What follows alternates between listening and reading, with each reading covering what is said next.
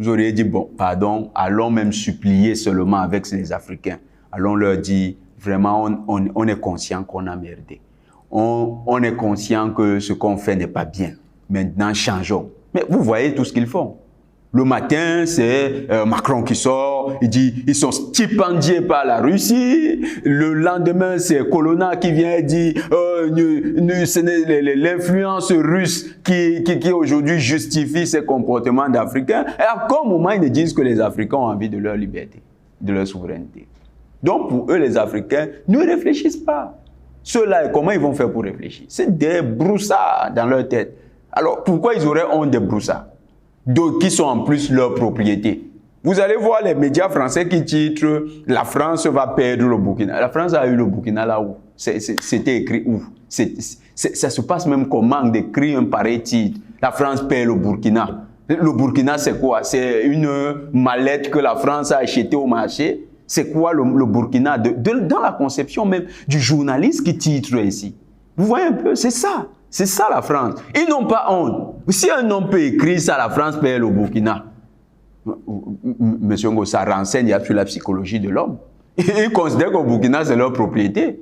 Ils considèrent que le Mali, c'est leur propriété. Ils considèrent que la RCA, c'est leur propriété. Que le Cameroun, c'est leur propriété. Que la Côte d'Ivoire, c'est leur propriété. Mais des gens raisonnent comme ça. On ne peut pas attendre qu'ils aient honte. Ils n'ont pas honte.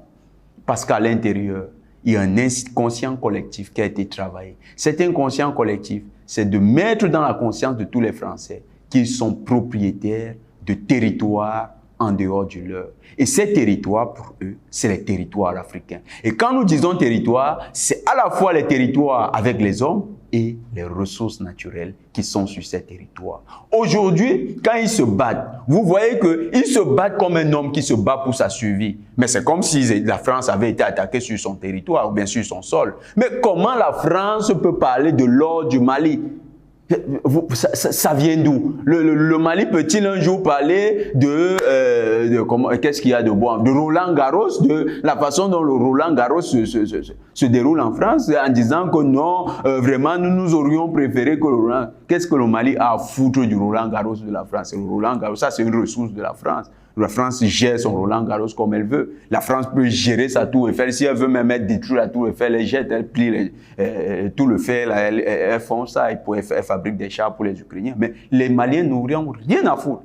Par contre, les Français, dès qu'on parle de l'or du Mali, ils font comme si c'est leur or qu'on était en train d'exploiter. Voyez un peu, ces gens-là, vous attendez la honte d'eux? Non, on ne peut pas avoir honte. C'est des gens qui sont profondément à la fois racistes et impérialistes. Finalement, les Africains, alors les pays africains, ne doivent-ils pas réclamer leur souveraineté parce que la France est là?